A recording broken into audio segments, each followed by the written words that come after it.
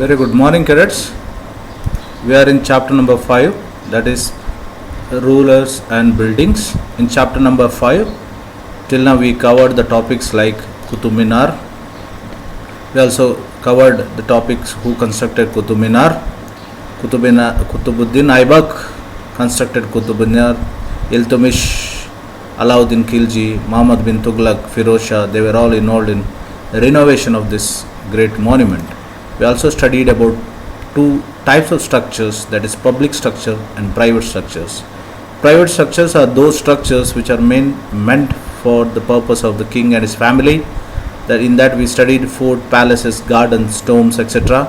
And public structures are those places where it is used for public utility or the use of the people, where we studied about mosque, temple, wells, caravansarais, bazaars and all those things.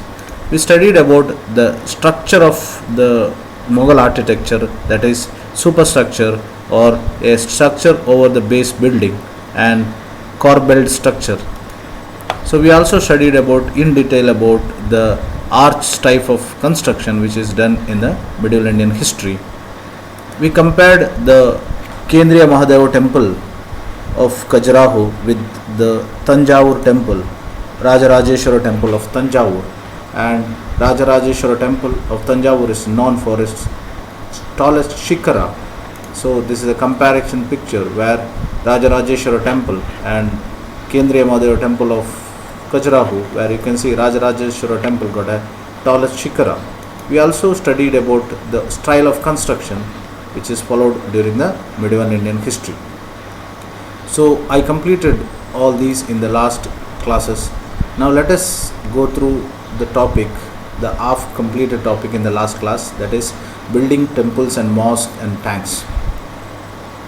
During the medieval Indian history, several kings and kingdom or empire, they were known for the building of beautiful temples and mosques or the tombs. The temples and mosques were beautifully constructed because they were the place of worship. Not only they were the place of worship, where they were the place where the large number of public used to gather. When the public used to gather, that is the time where the king tried to get the appreciation from the people. So that is the reason why the temples or the mosque or tombs are constructed in a very, very wealthy or rich manner.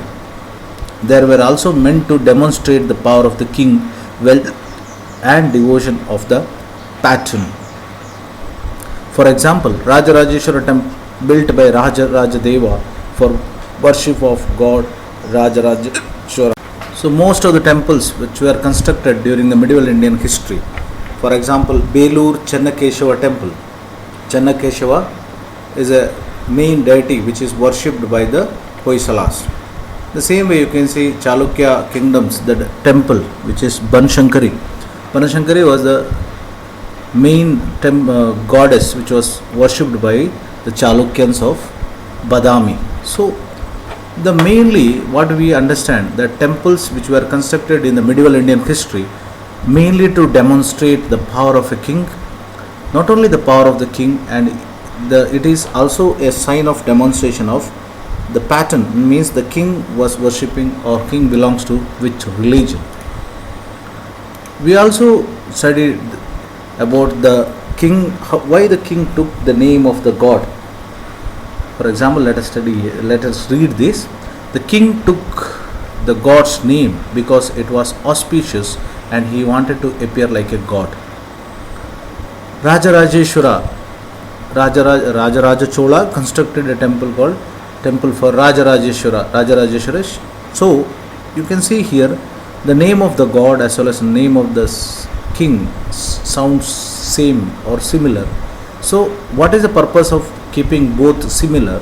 The purpose is simply to prove to the or to show people that king is as an agent of God. So keeping name of a god is as auspicious and it appear like king. Even in Indian society at present, you can see lot of names of your classmates, maybe the names of the gods or goddesses. Why the names of gods and goddesses are kept? This is Indian culture where the name of gods and goddesses kept, so that you rechant or call the names, or you recall the gods, or always in your memory. That is what the purpose of keeping the names of gods and goddesses. This is there in almost all the religions. You can see even in Islam, Muhammad is a very common name in Islam, so it's very common in the culture. Let us go to the second point. The largest temples were constructed by the kings. When the king or kingdom is very rich, naturally the built up area as well as the grandness of the temple is increased. That's why Chola dynasty was such a wonderful dynasty, ruled for a very very long period. That's the reason why you can see huge temples constructed by the kings of Chola dynasty. When you visit Ajanta and Ellora, you can see it's a really a marvelous monuments, because the dynasty which ruled for a longer period, they wanted to keep something in memory of their dynasty for a longer periods. When you visit Badami, you can see a lot of caves in Badami and beautiful temples in Banashankari, Aihole, Pattatkal, Mahakut. All these are the living monuments today, because these living monuments depicts the power, valor, history, wealth and the faith towards the God by the kingdoms or the dynasties which ruled. To quote, for example, when we visit Gol Gumbaz, the grandness of the Gol Gumbaz clearly depicts that the Adil Shahis of Bijapur were known for their grand construction style. That is the reason why the Gol Gumbaz is considered as the largest tomb in India and second largest tomb in the world. Third point, the temple was a miniature model of the world ruled by the king and his allies. As they worshipped their deities together in the royal temples, it seems as if they brought the just rule on the God's earth. Why the temple is considered as miniature model? Why the temple is considered a miniature model means, take for example, if Rajarajeshwara temple is if mainly devoted to Lord Rajarajeshwara or Shiva, but besides that you can see a lot of other sub statues of the gods. When this is why, what is the depiction of that? Depiction is nothing but in a main temple the main idol is worshipped, but at the same time in the periphery there you can see lot of other gods and goddesses also. So every king wanted to explain that the temple is just like a miniature model of his kingdom, where miniature model of the kingdom is he is representing as an emperor, but at the same time he maybe have his allies or his groups or his subordinate samantas. So samantas or subordinate coexist with along with the kingdom. So with that sound or with that mind only they constructed a temple, and they depicted that the temple is a miniature model of his empire or a kingdom, where one main deity will be there, along with that other deities also worshipped. So that is what the purpose of keeping that. We studied about this, the style of Jamia Masjid, which is constructed in Delhi by Shah Jahan in Shah Jahanabad. I also explained in the last class that when you visit a mosque, the common structure of the mosque is the structure of arch shape. That is a very common structure. And every mosque, the main door is facing towards Mecca, the birth where the holy Mecca and Medina, which is a holy place for Muhammadans or the Muslims. Now we studied about the Hindu culture, where they generally constructed the temples, and most of the temples worshipped in the name of the sound like name of the king which ruled. What about the Muslims? In the case of Muslims did not claim to the incarnation of God, but Persians court chronicles described that sultans as the shadows of the God. Muslims directly not claimed that they are the agents of the God, but they also believed that kings had, or the sultans had the incarnation, or had the qualities of Moses and Solomon. Moses and Solomon, they were the holy angels like this who spread Islam. As each new dynasty came to power, the king wanted to emphasize their moral rights to be rulers. So every king, every new dynasty, when they emerged as a new kingdom, they wanted to show to the world that they also have moral right to be kings. That's what we studied in chapter number 2, that is ritual of Hiranyagarbha. In the ritual of Hiranyagarbha, what was worshipped here? In the ritual here of Hiranyagarbha, those who are born as non-kshatriyas, they performed a ritual called Hiranyagarbha. After performing ritual of Hiranyagarbha, they themselves proclaimed that they can also become rulers. So once like this, every new dynasty which emerged, they started worshipping or started constructing huge temples. So they wanted to show to the world that they also got a moral right to be the rulers. Construction of worshipping places helped the kings to proclaim their close relationship with the god. Construction of wells, tanks and reservoirs were highly praised. For example, now what happened in each and every temple here, they slowly try to incorporate huge water sources. So for example, cadets, you may be observed that whenever you visit few temples or most of the temples, for example, Banashankari temple, in front of Banashankari temple, you can see huge lake. So why the lake is considered? The water is sign of prosperity, and not only the sign of prosperity, it's a kind of water conservation where the water is used for the purpose of public, so that people come to the near to the temple and make use of water. So the purpose of making huge tanks and reservoirs in front of temple was both where it is public utility as well as give the importance or sanctity to the water.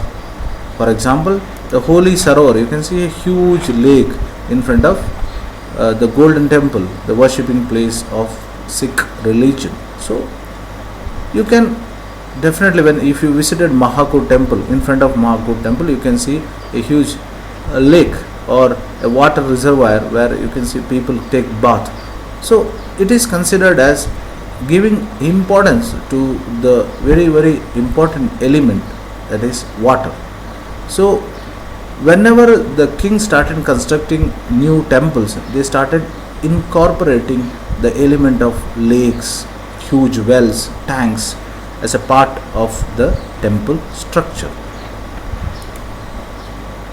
Now you may be come across that when we visit Hampi, you may feel very sad because Hampi is destroyed. When we visit Halebeedu, Halada Beedu in Kannada, Halada Beedu. Halada means destroyed place. Halada Beedu is Halebeedu. Earlier it was called Dwara Samudra. Now, why it is destroyed? It was very unfortunate that whenever a new king or empire attacked on his enemy, when he defeated his enemy, the first thing he used to do is destroy the temples. If you visit Sarnath, you can see that the Buddhist stupas, monasteries were destroyed in Sarnath because the locals felt that the Buddhism is destroying or disturbing the culture or disturbing the religion. So most of the time when a foreign invasion, especially Muslim invasions, they mainly targeted the temples and they destroyed the temples. Why the temples were destroyed? Whenever any foreign invasions, they mainly attacked the temples and other main buildings. Pandyan king Shrimara Srivallabha invaded Sri Lanka and defeated Simhali's ruler and seized gold and other jewels from the Buddhist monastery. So a Pandyan king attacked Sri Lanka. Not only attacked Sri Lanka, he defeated Sri Lankan king, and after defeating Sri Lankan king, he seized or captured gold and other costly jewelries from the Buddhist worshipping place, which is called monastery. Like in Hinduism we call temples, mosque in Muslims, church in Christians, and we say monasteries in the Buddhism. So as a revenge to that, as a revenge to the attack done by the Pandyan king, when Sena II or the Sena II, he became the ruler of Sri Lanka, he ordered his general to invade Madurai. Madurai was the capital of Pandyan kingdom, and he attacked Pandyan, the capital of Pandya kingdom, and looted Madurai. So what happened here? As a revenge to attack by Sri Mara of Pandyan king, later Sena II attacked Madurai and destroyed the capital of Madurai and looted the wealth. So what happened here? Looting wealth or destroying temple, it became the sign of superiority. That is what the structure. During the rule of Chola king Rajendra I built Shiva temple. He used various prized processions, statues from the defeated rulers. We studied about the Chola king Rajendra Chola constructed a huge temple at Tanjavur. When he constructed temple at Tanjavur, he incorporated following things from the different. You see, the temple in that sun pedestal is there. This is captured from Chalukyan dynasty. A Ganesha and Durga Nandi statue, it is from Eastern Chalukyan, that is Chalukyans of Vengi. An image of Bhairava. Bhairava is Lord Shiva, Bhairavi is Parvati. So an image of Bhairava and Bhairavi from Kalingas of Orissa, and Kali statue from Palas of Bengal. Okay, so now you see here the construction of Chola kingdom, construction of the Tanjavur temple is incorporated with several statues or several images from the various temples, like various dynasties like Palas or from the Kalingas of Orissa, Eastern and Western Chalukyans. And after capturing from these things, and they started highlighting that yes, these are the captured possession from the dynasties. That is the sign of superiority or the symbol. So for example, in a right side, whenever your house turned into cock house, you may be seeing that your seniors of your house is going and getting the cock house board, display board from the earlier cock house, and with a great pride and honor they are installing in front of your house. This is one minor example I am giving. Like that, in the olden days, it is very, very common that when a king who won against his enemy, so naturally the pride, as a result, he started destroying temples. Not only destroying temples, he started seizing, capturing the worthy possession from those temples. And another example to quote, we have all witnessed that Muhammad of Ghazni attacked India only for the purpose of looting wealth of temples, because Somnath temple looted 17 times. Even though it is looted 17 times, most of the gold of Somnath temple is still was intact. That much gold was there in that particular temple. So Muhammad Ghazni attacked several times this temple, looted the wealth and constructed his beautiful capital. So the purpose of attacking of Muhammad Ghazni was only the purpose of looting wealth and destroying temples and collecting the wealth.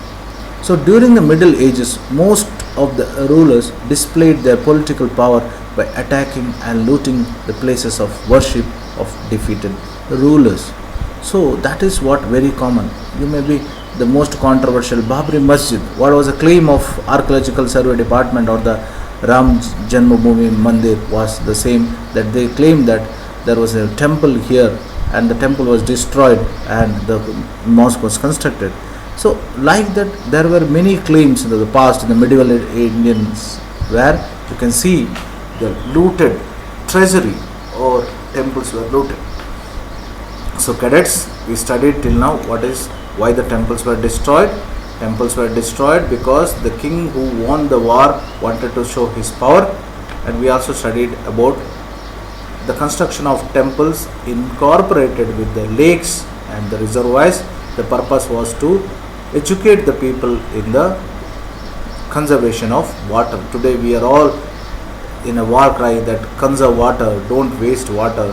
So all these were incorporated by the kings of those days. We also studied that most of the times the new kings and kingdoms, they constructed temples because they wanted to show to the world, yes, we are also morally got a right to rule the world. That is the purpose. We also studied about the structure of mosque, even though Muslims not claimed that they are the incarnation of God, but they also claimed that they had the qualities of Moses and Solomon. Okay, all these we studied till now. In the next class, I'll continue the left out topics of this particular chapter. Once again, I repeat, please write down the notes, because if you write down the notes, that will definitely help you for your better understanding. Take care. Bye.